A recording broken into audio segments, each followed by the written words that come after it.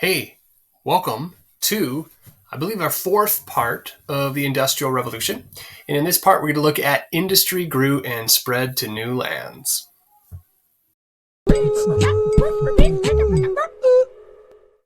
So we have looked at industry growing with the agricultural revolution and the growth of the textile industry, as well as the development of the steam engine and that type of thing. What you need to go ahead and do is take a look at chapter 22.3 and look and see how the Industrial Revolution namely affects transportation and also begins to spread to other parts in the world so that it's not just England or Britain at this time. So go ahead, read chapter 22.3, come back here, and we will then review the chapter together. So welcome back again. Let's go ahead and start looking at the chapter. So the chapter begins by looking at transportation and innovation in transportation here. We already kind of mentioned that Britain had a favorable geography, and part of that included its river systems, as well as this expansive linkage of waterways and barges in the form of canals and whatnot that Britain had developed during the time of the Industrial Revolution. So that we see by 1890, there are canals spanning waterways across this island of Britain. And Britain did, so we know that they did use their natural network of rivers for transportation of goods, but they also invested a lot in the production of canals, which in the span of time that the canals were actually used was an interesting venture. To dig all those canals and then use them for quite a little chunk of time before other technologies would overcome the practicality of maintaining and using a canal. But why is a canal great? Well, a canal is great because you can float very heavy loads and pull them with very little friction. And I mean, as opposed to pulling things on wheels or a cart, for instance, the barge system or the use of canals and whatnot made for easy, relatively cheap, and a transportation system that could be practical. Animals would pull these barges along the shoreline, and in that way, goods could be transported across the entire island, as you could see. So this huge network of canals could transport things like coal to the various factories who would then be burning it, iron ore to the refinement factories for the production of iron and later steel. And of course, other raw materials like, bales of cotton or finished spools or rolls of textiles or whatever they're transporting. It might even be food goods across the country to different ports. And these could be transported very efficiently in heavy loads by, a few animals through the waterway. It's much the same way as today. How do we transport heavy and bulk, huge, big loads? Well, the railway, which is coming up right away here. But initially, water transportation was the basis of this transportation network that spreads up in industrialized Great Britain. All right. So keep that in mind. One of the things that the Industrial Revolution has is an effect on improving transportation technologies. And it does do that. And it's a need that the Industrial Revolution has.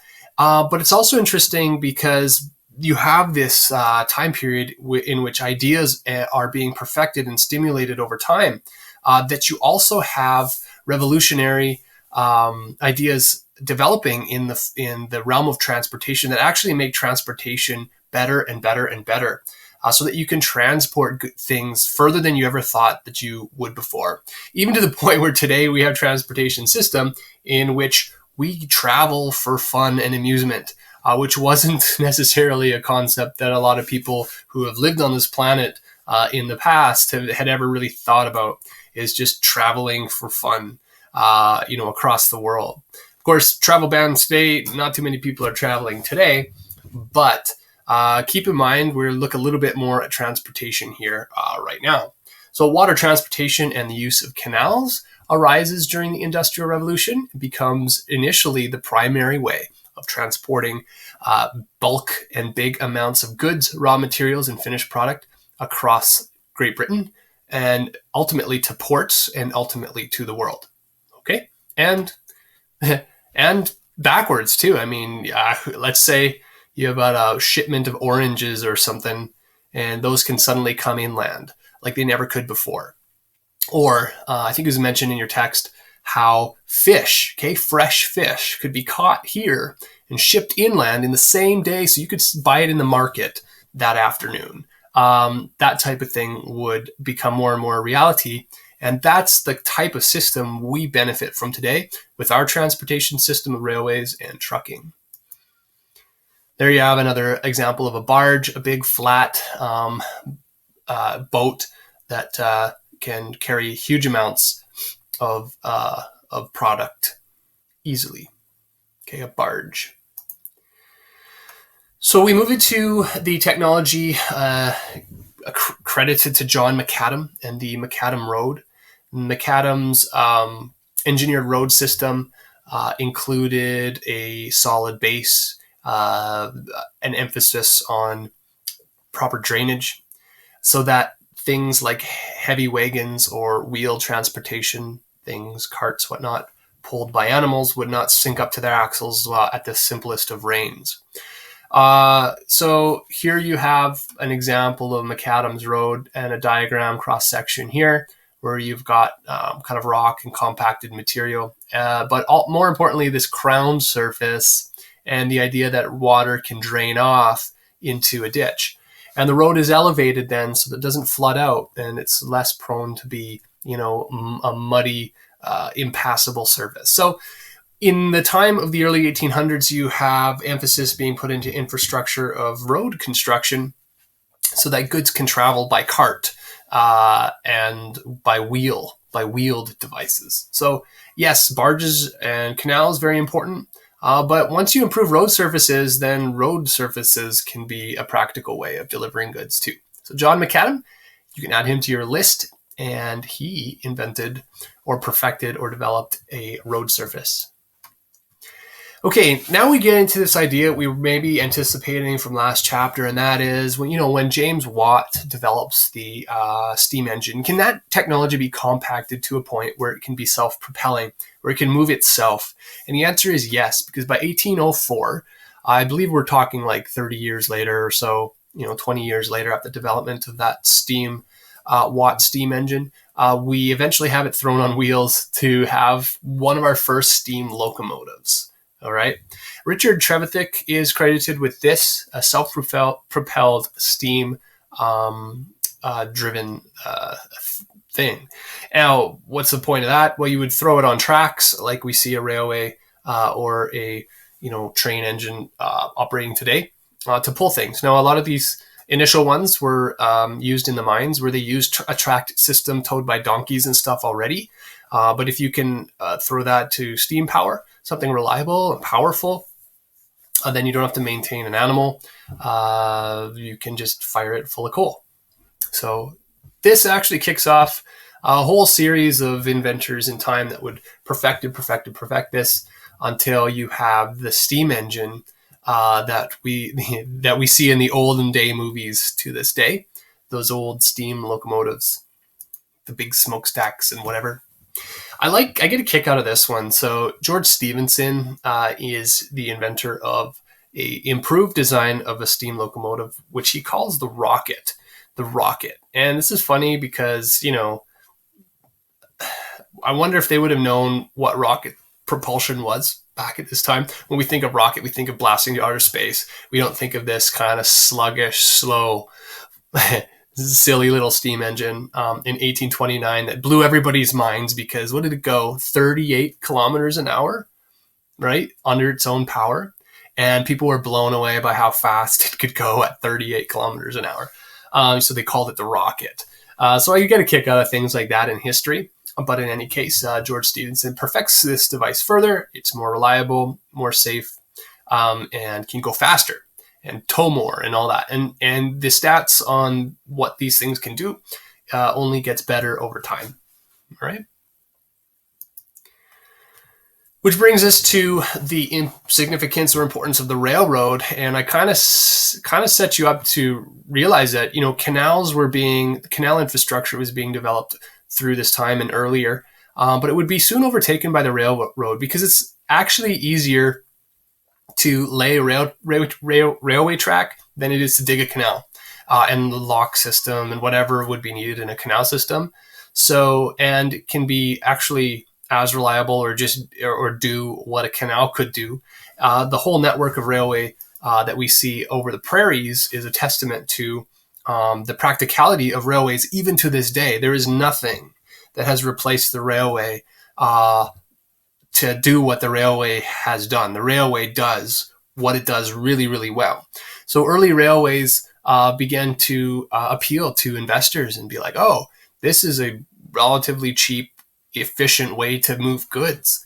Let's build railways. And you have companies springing up, constructing railways all across Britain at this time. So just like we see this network of canals, we also see early on, later on in the Industrial Revolution, springing up the railways across England.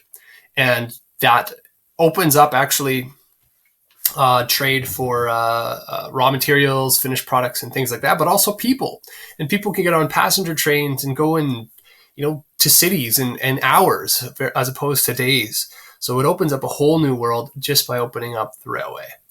All right, what else do we got here?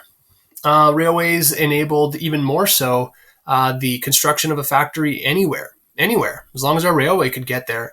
It's not limited to be close to a river or close to a canal system, but a factory can really spring up anywhere there could be a railway offshoot run to.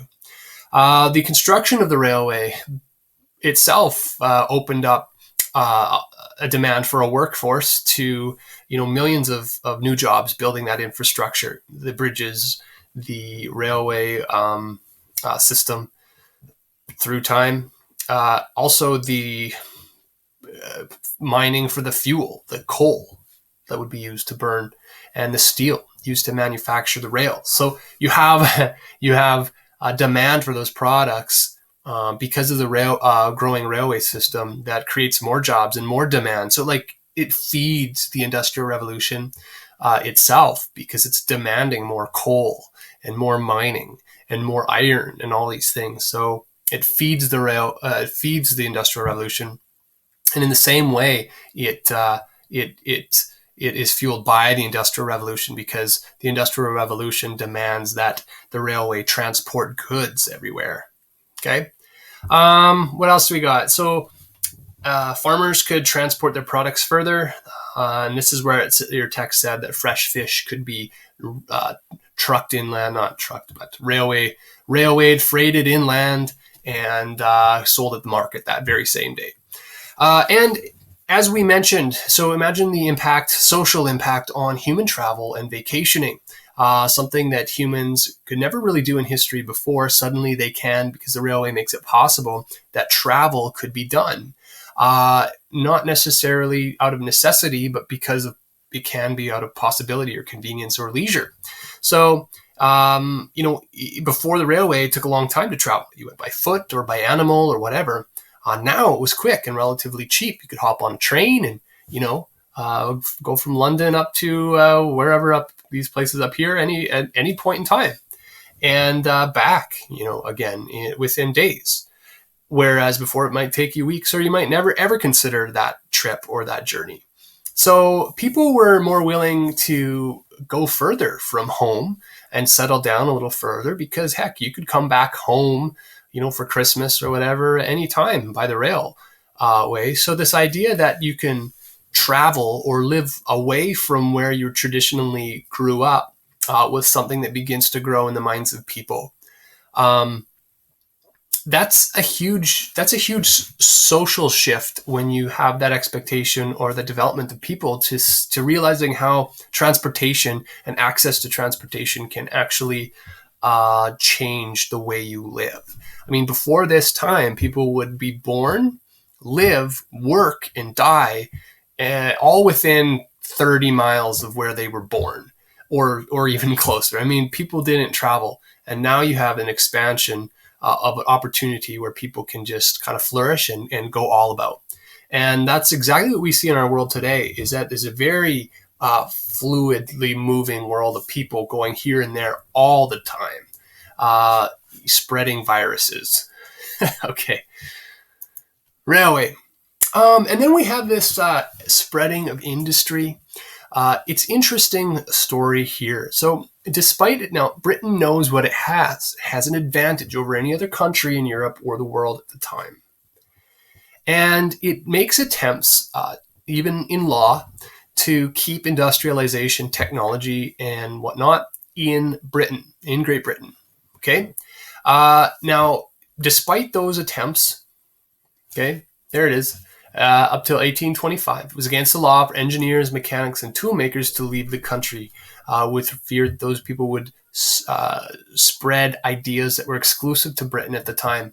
They wanted to keep their advantage a secret, but industrialization does spread. So ultimately, a mill worker, it is said, escapes to the United States, and he builds there a spinning machine. And because of that technology, a spinning factory springs up in the US, and thus you kind of have the sharing of that technology and information. So you have the idea spreading to America, then you have ideas and technology for industrialization spreading to Belgium, which becomes an industrial hotspot in Europe, and eventually to France and Lyon and Milan in Italy, which to this day, northern Italy being the industrial center of Italy, and to Frankfurt, Germany. Now, what's common about these places is that they are rich in minerals like coal and iron that fuel industrialization. So there's another commonality with those areas with Great Britain, because industrialization, we know, spreads or begins here because of access to coal. Coal is a driving energy source for the Industrial Revolution, as well as iron. So these places grow in industry because they have their connections to those resources. And I want to say a little thing here, because 1825 is 10 years after Napoleon has been defeated. Remember those economic blockades that Napoleon had set up? While Great Britain is just pounding out the product throughout the French Revolution and Napoleonic Wars. And as Napoleon's basically disrupting much of European industry, Britain just scoots ahead by 1815 of any other place in the world. They could flood the continent with, and this mainland continent here, I mean, they're still all in the domestic system. All right. So they're just pumping out things casually in the homes of people, we'll just say, as opposed to Great Britain, which is pumping out things by the minute through factories. So they can flood the world with cheap and a constant, endless supply of manufactured goods.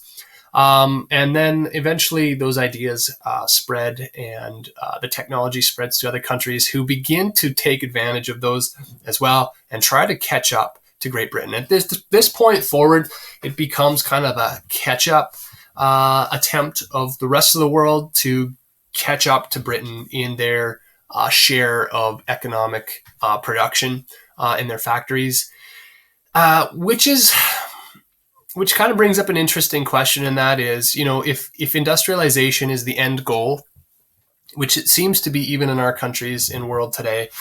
Countries want to be industrialized countries. It means that they're profitable, they have strong economies and whatever. Okay. Is it possible that every country could exist at the same economic industrialization level? Or are you always going to have countries that are a little bit more superior in their technology, coming out on top of the game and making a profit? Great Britain was that country. In time, it would slow down and share less and less and less of the global markets as these places and others would produce more of the world's need for something. And Great Britain would take less and less and less and less of a cut. Until today, I don't think Great Britain's, a world dominating manufacturer and supplier anymore. It's probably more so a consumer of goods. Okay. Now, I have a quick video. This one is more so looking at some of the guys we talked about and other advances, I think in transportation. So I will show it to you. And then this is a kind of horrible history sing-along. So enjoy. And then when we come back, what we're going to do is jump ahead to we'll jump ahead to the section review it, and then we actually have a couple more people to follow up on at the very end of this section here. So here's the video. With imagination, inspiration, innovation, and perspiration, we revolutionized transportation. Stephenson's the name of my steam engine's the best you will find. It was the rocket, it was called the rocket. The bullet train that carried passengers and was the first of its kind. Was a commotion, doing the locomotion. It was best by miles, and what a prize at the Green Hill Trials. The Lord said it was dangerous, then saw how many tickets could sell. The tops were off it, till they saw a profit. and so he paved the way for me. I'm his Empire Kingdom Brunel. An engineer and famous pioneer. Railways off part, a massive heart, and to top that, I was a tunnel building, bridge creating, hard crafting, ship crafting, polymath in search of a way to take my train through my tunnel, cross my bridge to my ship, and sail me fastest to the USA. My steamship, it made the trip in just 14 days. There across the ocean was clever old me on quite a star. He's Henry Ford, yes, that's what he's called. My assembly line's the first to make it cheap to buy a motor car. From Henry Ford, cars you can't afford. I think you'll find, made just one kind, but never mind. I was the fastest rating, car creating, introducing, mass producing, original Model T guy. Took his engine and bird wings and bike skills, worked until we found out how machines could fly. Not just a hop, but non-stop. Gonna get high, high, high. I'm Orville, what's the brains, the brawn, my brother Wilbur Wright. We refined the plane and made the first sustained flight. Our engine small, But powerful, propelled to a great height.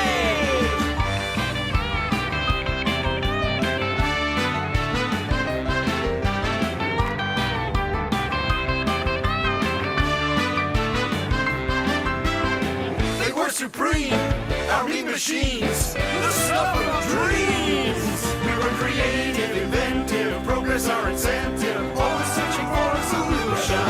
We took some steel and a wheel, made a plane, car, and train, and created a revolution. Hard to believe what we achieved. Looking back, we helped change tack. Transport was duller, we added color. Well, as long as it's black.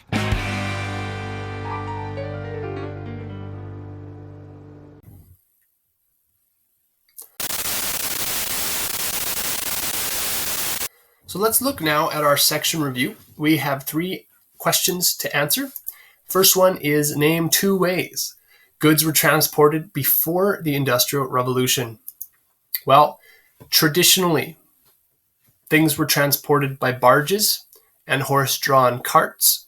And what would be more impractical in the Industrial Revolution would be using animals to draw goods on carts. And resorting to barges and improving and increasing your canal system. And how was each method improved? Well, as we mentioned, a network of canals was built to improve the use of barges, and even road surfaces were built to improve the roads used by horse-drawn things. But as we see, both would be overcome by another technology, the railway. What did Britain do to prevent the spread of industrialization? Well, what they do is they forbid engineers, mechanics, toolmakers, the people who had the technology and the know-how, the experience to recreate the technology that would lead to industrialization. Now, anyone in Britain to sell those machines to other countries, it kept that secret within Britain, or at least attempted to. Now, you can only do that for so long, and other countries will either develop that technology on their own without you, or find ways to figure out what you're doing. I mean, I would be like, some guy in France being like, hang on, why is Britain cranking out so much of this fine linens, fine textiles? What are they doing? I mean, suddenly they just crank this all out in their homes in the domestic system? I don't think so. And then you look over the English Channel and you see the billowing black smoke from all the factories. You're like, something's going up over there. And eventually that industrialization spreads to the rest of the world.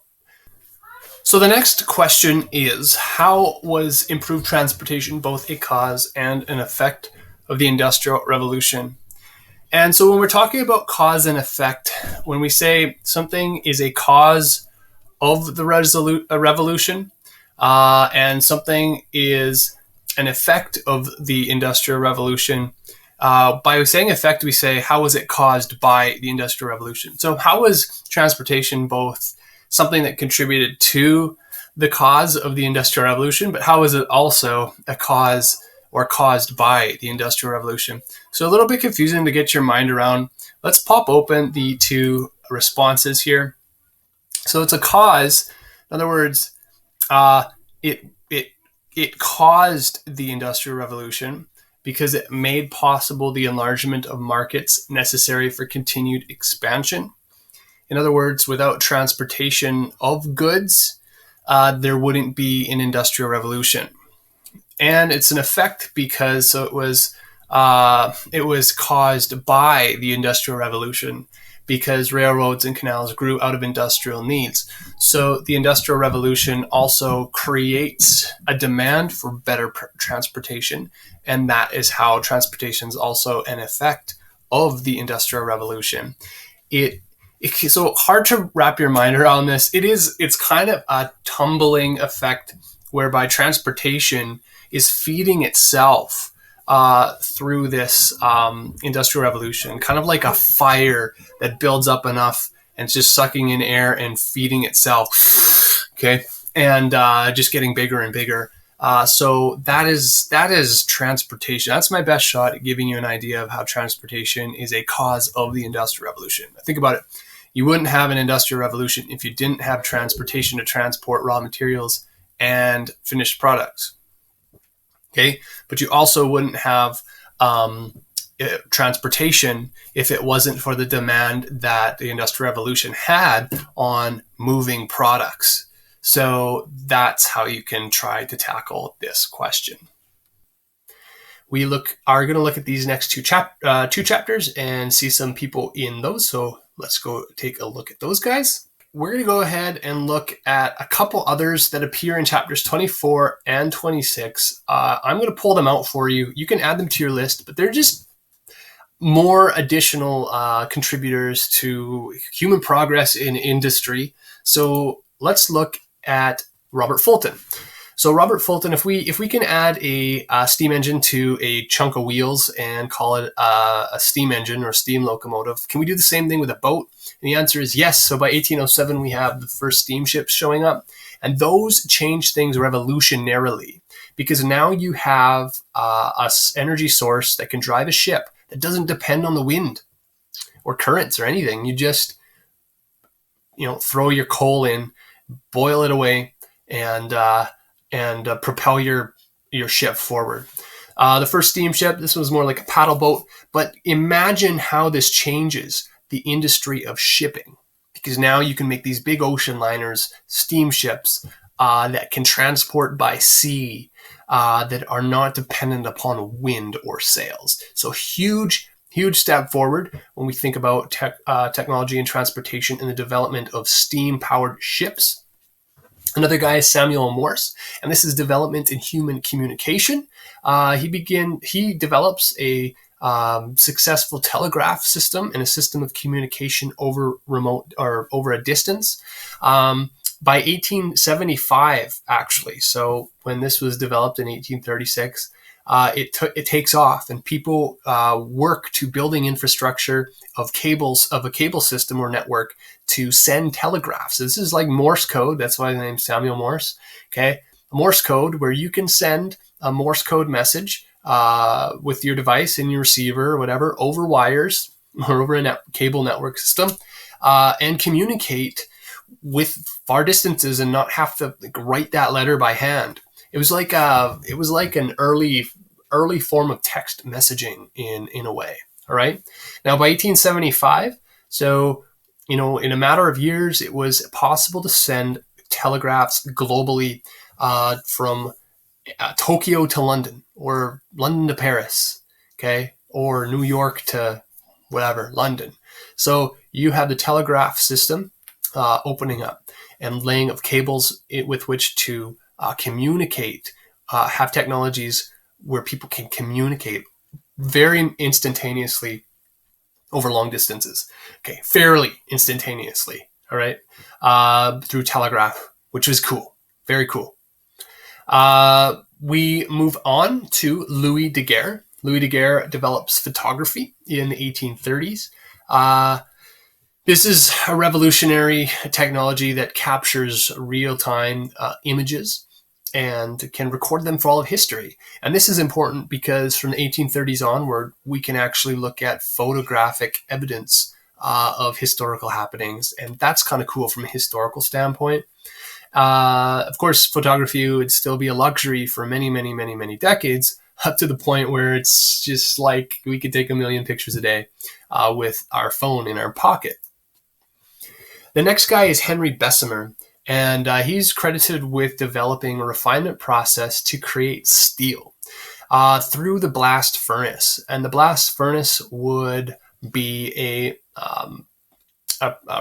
refinement process that just pumps in air and gets that really, really hot so that iron can be basically at a point where it's steel, and it can be done cheaply and quickly in abundant amounts so that steel can be produced. Now, steel is an iron product. I don't know a lot about steel, but steel is an iron product that is more refined and stronger and more useful than just plain iron. Iron can be weak and brittle. It only has a certain amount of strength. When you refine it into a steel product, then it's more useful for other machinery or ships or railroad tracks or things like buildings and beams and girders for construction of like bridges and that type of thing, buildings. So now you see a material, steel, that can be used to drive industry even further, because now you can build urban cities and skyscrapers and whatever with that material, as well as more efficient and stronger ships for shipping and rail locomotives to withstand those pressures of steam engine power. So an important development in the refinement of iron, Henry Bessemer, and steel. And one of the most famous inventors of all time, Thomas Edison. Thomas Edison is attributed to inventing many, many things, including the light bulb. The light bulb to emit electric light. Imagine how revolutionary it would be to use electricity to generate light and not have to light a wick. Okay, imagine a world with no street lights and the convenience of street lights. Now suddenly, with the invention of the light bulb, so many things that we take for granted today are suddenly possible to people that were never exposed to that type of available light, instant available light before. And then technology for recording and projecting sound that isn't live. Now imagine, if your most of human beings' life experience of listening to music was listening to live performances. Okay, if it wasn't live, there's no way to record that. Well, suddenly with the phonograph, you have an early way to record sound and then find a way to take it off the recording and project it through the use of the phonograph. And it would be music recorded on a spool in grooves, and the grooves would then be amplified to be the sound that would come out and be the music playing. So amazing. We take for granted that we can just push play for music anytime we want. Okay, but most humans in human history, if they wanted to enjoy music, they either had to make it themselves live now or listen to somebody else making it live now and performing it live now. I think we immensely underappreciate music today, but the phonograph does allow us to have that convenience to play music whatever we want. Okay, And then the electric plant, a power plant, and an electrical system that we certainly depend on our life today. When we say an industrialized country today, we definitely mean one that has a power grid and people are using electricity. And then Alexander Graham Bell, we got to bring him. He was an immigrant to Canada, a Scottish immigrant, but Canada tends to have bragging rights over Alexander Graham Bell because he, of course, invented the telephone. Okay.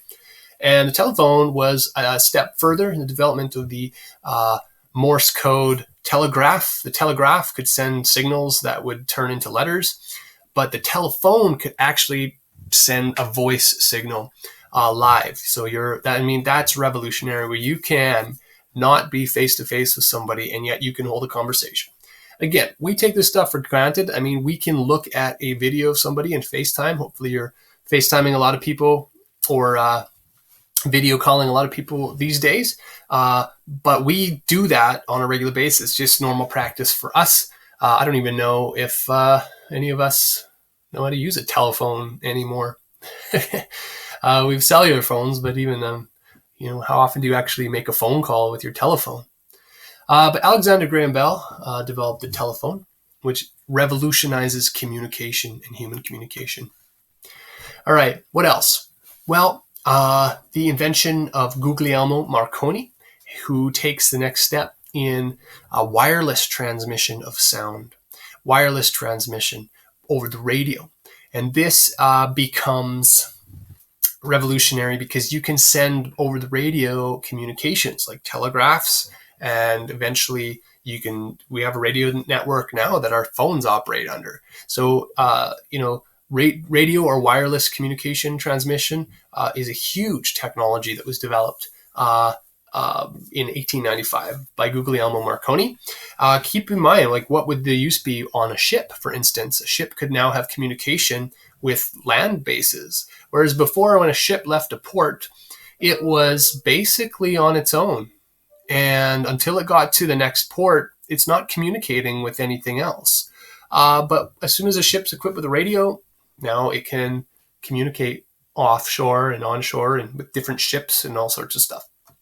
And of course, the radio we're familiar with today, which is the projection of sound, where we can be entertained by radio and listen to the latest and greatest hits. We've got Gottlieb Daimler, who is now our tech. Now, some of you might be really interested in the automotive history and the development of early automobiles. Okay, there's lots of names there. But the internal combustion engine, using a fuel source of gasoline or alcohols and things like that to combust something internally, not driving a piston by steam and coal power, but rather driving a piston by containing an explosion, a combustion of a flammable, ignitable fuel like gasoline or diesel or whatever. So Gottlieb Daimler and many others would contribute to the development of the internal combustion engine, which would be yet another source of rotary power, powered by fossil fuels or, like I said, alcohol, things that are flammable early on. And of course, this technology very shortly would find its way into transportation, like vehicles and stuff like that, which brings us to Henry Ford. Now, Henry Ford did not invent the internal combustion engine or the automobile. The automobile was already invented. However, what he does do is he improves the factory system in the production of things by his assembly line, the efficient way to construct something that's complex on what's called an assembly line. So he can roll out something over and over and over and over again, and not have to, train every employee to know every aspect of building that car. Mass production then becomes something that Henry Ford is involved with, impacting through the assembly line, because now you can mass produce stuff. And what you have is you got people standing on a line. Okay, that's a simplistic image of people standing on this line, and they're all doing the same task. Then the item moves and they do the same task in the production, they're all tightening that one bolt on every car, the same bolt on every car. And that becomes their task. They can do it with precision. They can do it with focus. They can do it with excellence. That's what they do. And you have enough people doing that on a line, you can roll out a car, every 5 minutes or something like that. And you take down the price then, because you're making so many so fast that the price comes down for everybody else too. So Model T was just $500. That was less than half of what any other car was worth at the time. So it puts into within realm ownership of a vehicle to the masses because of mass production and bulk production of things. So the assembly line and Henry Ford. And then you've got these guys. Of course, it would be a shame if we overlooked the fact that gasoline engines help power flight. And we've got the first recorded flight by the Wright brothers in 1903. Others were right on their tail at the time and experimenting with flight and powered flight all the time. And by by World War I, you would have biplanes and other planes, fighter planes showing up in war. So suddenly you have airplane technology kind of on the rise, even to the use in war.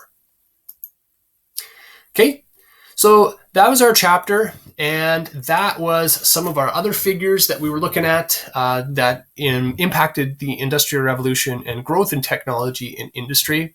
I think one of the neat things that I like to look at today is our basic cell phone, and our cell phone's getting more and more multi-tooled in terms of replacing or at least demonstrating a lot of the technologies that we have already seen, including things like the light bulb, electricity, telephone, music playing, communications with people. Okay, even a text message where we can just send letters to somebody, letters of the alphabet, that is.